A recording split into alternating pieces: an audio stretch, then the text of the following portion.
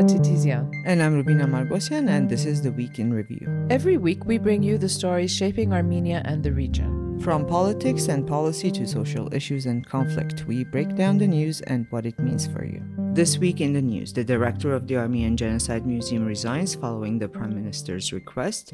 Armenia's Investigative Committee says the secret services of an unnamed country are pressuring Armenian citizens there to support certain parties running in the elections in Armenia. And Pashinyan says Armenia is ready to provide a road connecting Azerbaijan's western regions and Nakhichevan along the Kornidzor, Goris, Yeghegnadzor, Yeraskh route. Tune in to our weekly roundup of the news with me, Rubina Margosian. Speaking at the European Parliament in Strasbourg this week, Prime Minister Nikol Pashinyan said the strides Armenia has made in recent years with the initialing of a peace agreement between Armenia and Azerbaijan in Washington, the TRIP project, and reaching an agreement on regional connectivity are overshadowed by the events taking place right next door in the Islamic Republic of Iran, which he called Armenia's good friend and thousand-year-old neighbor, and in a number of Middle Eastern countries, all good partners, Pashinyan said. He said against the backdrop of such an international crisis of such magnitude, Armenia prays for the wisdom of its partner leaders to find diplomatic solutions as soon as possible. On regional connectivity, he said Armenia has not only no intention but no reason to delay the implementation of the TRIP project, saying it fully aligns with Armenia's short, mid, and long-term interests. In the meantime, Pashinyan said Armenia is ready today, using existing infrastructure, to provide a road connection between Azerbaijan's western regions and the Nakhichevan Autonomous Republic along the Kornidzor, Goris, Yeghegnadzor, Yeraskh route, since Armenia is already importing goods that pass through Azerbaijan. He said the proposal is not intended to delay, disrupt, or sideline the Washington agreements. According to the Armenian Prime Minister, the frozen political dialogue between the European Union and Georgia is the biggest obstacle to Armenia's EU integration, noting that when Tbilisi was granted EU candidate status, it made Armenia's own prospects for membership tangible. He described Georgia as Armenia's gateway to the EU and said it is important for Armenia that a constructive process resume between Brussels and Tbilisi. Pashinyan also said that the April 2024 border delimitation with Azerbaijan was essential if Armenia wanted to preserve its statehood. This was his own personal opinion, as he noted, and it was a prerequisite for the initialing of the peace agreement in 2025. However, the church leadership, through a designated archbishop, attempted to sabotage the initiation of the demarcation process by falsely claiming the government was surrendering sovereign territory and demanding not only to halt the demarcation but also to essentially activate the Karabakh movement, or rather the conflict. Speaking from the European podium, he said he would not have raised this issue if the emissaries of the church, along with the representatives of lobbying organizations linked to them, had not attempted to spread claims within the European Parliament and other international organizations that Armenia's government is restricting freedom of consciousness, establishing a dictatorship, and holding political prisoners. After his speech in Strasbourg, Pashinyan and European Parliament President Roberta Metsola unveiled a modernist monument to the Armenian alphabet near the European Parliament building. In Paris, Pashinyan met with French President Emmanuel Macron to discuss a broad range of bilateral issues and regional developments. He also participated in the Nuclear Energy Summit. In a speech at the summit, Pashinyan reiterated Armenia's decision to pursue small modular reactor technologies and said Armenia is currently carefully evaluating proposals from international partners. He also met with the International Atomic Energy Agency Director General to discuss cooperation. Separately, Armenia's Foreign Minister Arab Mirzoyan met with his French counterpart.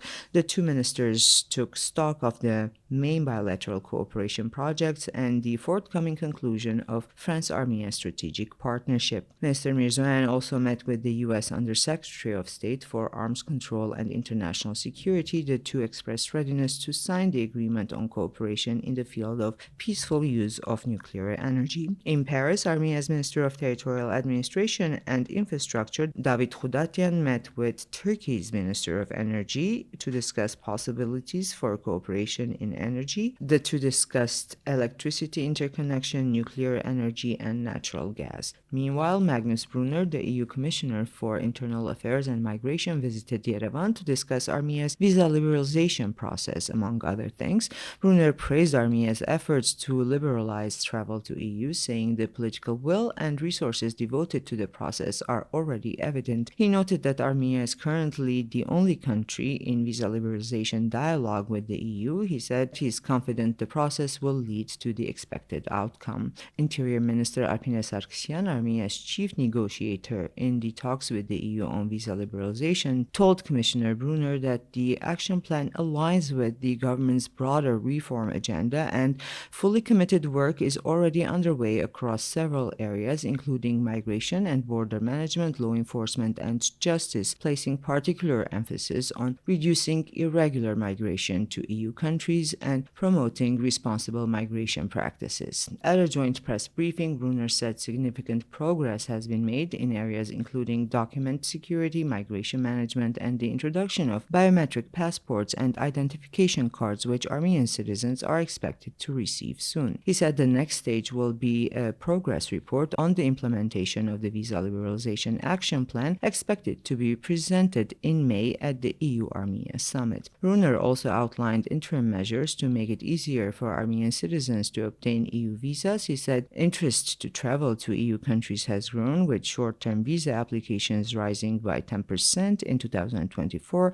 compared to 2023, reaching more than 100,000 applicants. He added that the consular sections of the EU member states are working under considerable pressure to manage visa queues, and efforts are underway with EU partners to streamline the process by bringing in additional staff. That is good news, because truly the queues and periods that we are expected to wait to just receive confirmation whether or not we can travel are ridiculously long. And more on Armenia's cooperation with Europe. Foreign Minister Mirzoyan was in Bern to attend the official opening of Armenia's embassy in Switzerland. Speaking at the ceremony alongside Swiss Foreign Minister Yeghegnadzor, Mirzoyan said opening an embassy in the Swiss capital marks an important step in developing bilateral relations and reflects the two countries' commitment to strengthening cooperation. Kasi said Armenia's presence in the capital would help deepen institutional ties and further strengthen relations between the two countries. Meanwhile, Defense Minister Suren Papikian was in Brussels, where he met with the Belgian Minister of Defense and Foreign Trade. The two discussed Armenia-Belgium defense cooperation and highlighted the potential to expand ties in areas including military education, professional training, military medicine, peacekeeping, and humanitarian demining. In Brussels, Papikian also met with the EU Commissioner for Defense and Space, discussing opportunities for cooperation and exchanging views on regional and international security issues. And in regional news, joint Israeli and American strikes on Iran continued this week, with Iran resuming retaliatory missile and drone attacks on neighboring countries, especially in the Gulf. The Iranian embassy in Yerevan said Tehran's historic Armenian neighborhood of Majidiyeh was hit by an airstrike. No fatalities were reported, though some residents remain trapped under the rubble.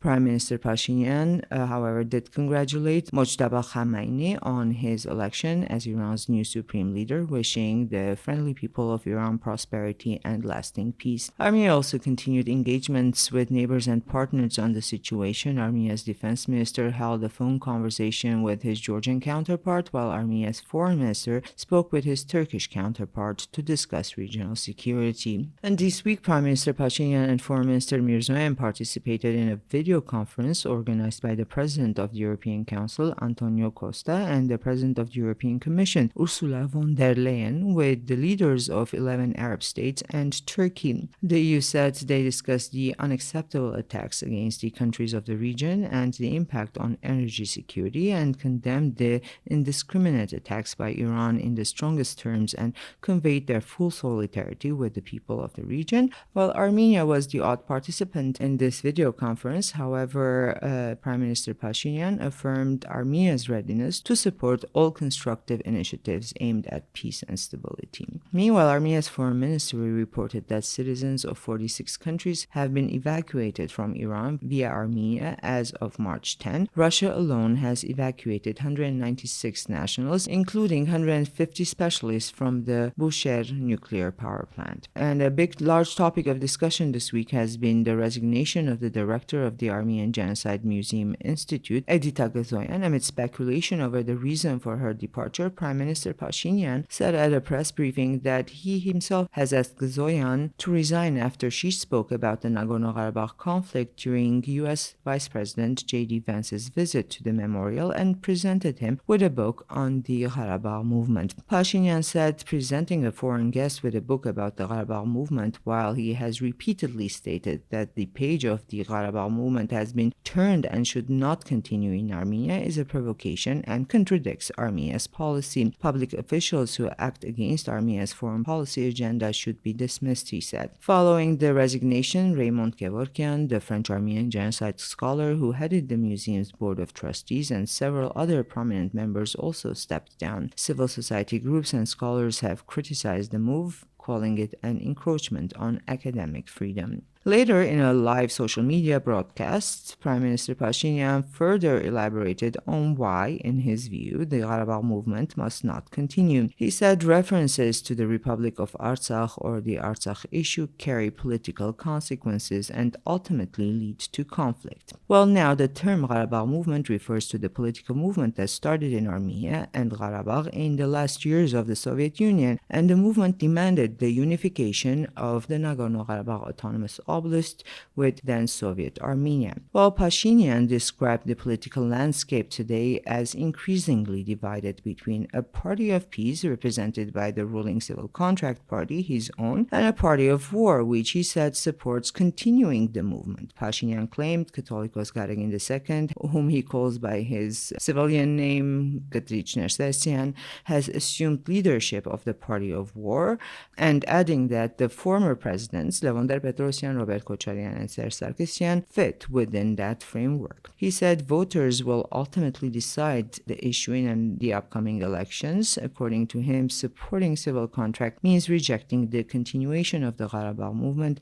and choosing peace. He also linked the debate to Armenia's constitution, saying the new constitution should not reference the Declaration of Independence because, in his view, it functions as a declaration of conflict by framing the Armenian state around claims related to Nagorno-Karabakh and Western Armenia, rather than framing the Armenian statehood as a statehood for its citizens. Pashinyan warned that calls for the return of Armenians to Nagorno-Karabakh could trigger reciprocal claims from Azerbaijan regarding the return of Azerbaijanis. Now, this section could have gone under our election digest section because full warning, pre-election processes and campaigning has started in all its different forms. This could have been there. However, in other news, the two brothers of former President Serge Sarkisyan, Alexander and Levon Sarkisyan, have been charged in a corruption case that has been under investigation since 2020. Former police chief Vladimir Gasparyan is also among the accused in this case. The Prosecutor General's office said Alexander Sarkisyan has been placed on a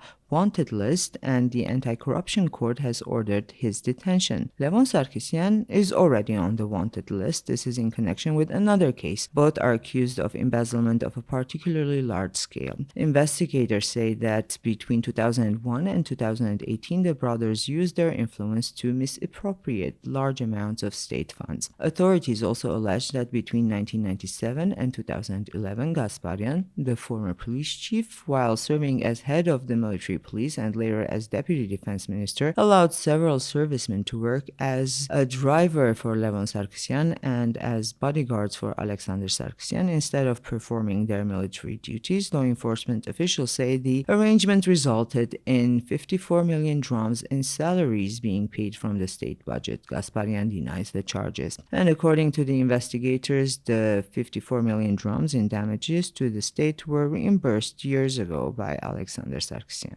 And in our election digest, last week Armenia's former human rights ombudsman Arman Tatoyan accused Armenian authorities of having concealed the Azerbaijani advances into Armenian territory in 2025. On March 4, Tatoyan, who currently leads the Wings of Unity initiative, which is set to run in the June parliamentary election, held a press conference claiming that the Azerbaijani armed forces had carried out new incursions into Armenian territory and established new positions after July 3rd 31, 2025. He alleged that the timing was deliberate, that Azerbaijan moved quickly knowing a peace agreement and trip was to be signed in the US on August 8 and wanted to act before the window closed. He cited areas in Bartenis in the Yeraskh region, this is near the Sotk mine, and Jermuk in Vayotdzor. Well, the same day, Defense Minister Suren Babikyan denied the claims in parliament, saying Tatoyan was, quote, lying. The Defense Ministry spokesperson Aram Torosyan dismissed the claims. He suggested that the misinformation comes from Google Earth imagery, whose boundary lines have no legal standing and contain deviations and do not accurately reflect the actual border. In contrast, the Armenian Armed Forces utilizes a 1975 Soviet topographic map, which is accurate. He said that the Azerbaijani position near Sotk is located entirely within Azerbaijani territory and thus not cross into Armenian state borders. CivilNet's fact-checking platform found that Azerbaijan did build a new position near Sotk during the period described by Tatoyan,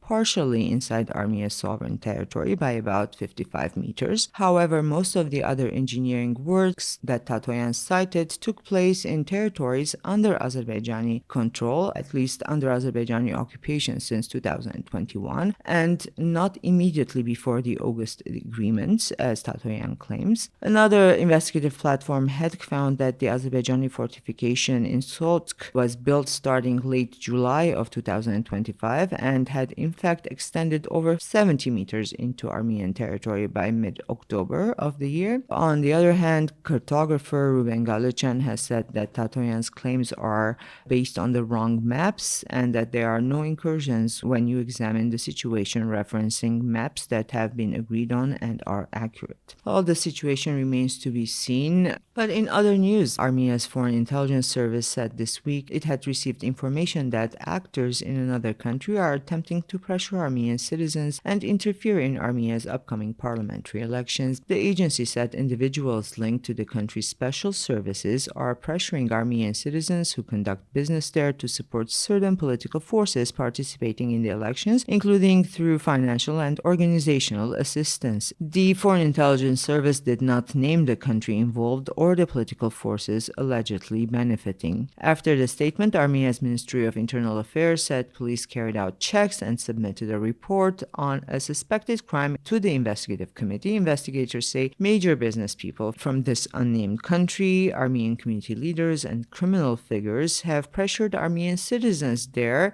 who are engaged in businesses to support parties running, as we said, in the elections. They allegedly promised to arrange transportation to Armenia, reimburse travel costs, and cover accommodation expense using material or other forms of dependency to pressure individuals to take part in the vote. The investigative committee said criminal proceedings have been launched on suspicion of obstructing electoral rights through material coercing of individuals to participate in elections or vote a certain way. Authorities say investigative steps are underway to clarify the circumstances and establish criminal liability. Separately, Daniel Ionisyan of the Independent Observer Alliance told Azatitun this week that Russia is planning to orchestrate a change of power in Armenia. He alleged that Russia's Federal Security Service is pressuring Armenian business people and attempting to bring about 80,000 voters from Russia to Armenia, covering their travel costs and promising a 100,000 ruble vote bribe. Well, the chair of Armenia's Central Electoral Commission, Vahagan Hovhagimyan, said that while all Armenian citizens are included in the state population registry, only those with a valid identification document are added to the voter lists. So, Hovhagimyan said the rule effectively filters voters listed over time as identification documents expire. As a result, citizens who have been disconnected from Armenia for 10 years or more and do not hold valid identification are not included in the voter registry. He noted that such individuals remain in the state population registry, can be reinstated in the voters lists once they update their identification documents. Hovhagimyan added that the this can also be done through Armenian consulates abroad, meaning citizens do not necessarily have to return to Armenia to renew their documents and be eligible to vote. And speaking with parliament members from the Armenian Alliance during a podcast, so the podcast format is popular for our former president. Now, only Levon Ter-Petrosyan hasn't resorted to it. However, former President Robert Kocharian urged voters during this podcast to back a candidate with governing experience rather than political newcomers. He said voters face a choice today between untested opposition forces and the leadership team that has already proven it can govern. He did not specify which opposition forces he was referring to. Kocharian said he believes he can once again bring the country out of crisis, as he claims he did in the late 1990s and early 2000s. Well, the Armenia Alliance has not yet officially announced its candidate for prime minister in the June parliamentary election, but for sure, Robert Kocharian seems to be taking the wheel there. That was all as far as the news goes this week. However, a little bit about what we published. We did publish The State of Play. It's an interview between Maria Titizian and Nerses Kopalian. This time they're speaking about the Iran war, its strategic implications for Armenia. It's available on our website, on our YouTube channels. It's a very interesting conversation. Please check it out. We did publish one of our bi-monthly sections, it has to be said. This is another one of Maria's editorial sections. This time it's about constitutional amendments, and she talks about how since independence, every Armenian administration has amended the constitution. Each reform has been presented as modernization, democratization, or as necessity. We also have a piece this week by Sosi Tatikian, Armenia's diversified partnerships, opportunities, and risks in a fragmented geopolitical order. Tatikian's pieces are long, so are her titles, which we struggle to kind of make shorter sometimes, but it's a great overview of all the strategic partnerships that Armenia has forged in recent years, and it's a look into how Armenia struggles or succeeds to some extent to place itself in this new geopolitical order by exploring a multi-alignment strategy in an increasingly fragmented world. Before we talk about an actual real exhibition review, we do have a little bit of a personal piece by Nane Hovhannisyan. It's titled Reading Labels in lieu of an exhibition review. Well, at a British Library exhibition on British Armenian history, the author reads labels, as the title indicates, and reads between them. In this piece of creative nonfiction, she offers a personal response to a major cultural event for British Armenians, reflecting on cultural visibility, diaspora memory, and the ambiguities of collective loyalty and representation. And speaking about the actual exhibition review, we do have the new installment of Christopher Atamian's column. Column is called Art Speak. This installment is about Mikhail Ohanjanyan and his exhibition Legami, Ties That Bind. Ohanjanyan has presented 5 monumental marble works in Carrera that explore tension, fragility, and interdependence. Bound by steel cables, the sculptures meditate on attachment, constraint, and the precarious forces that hold human existence together.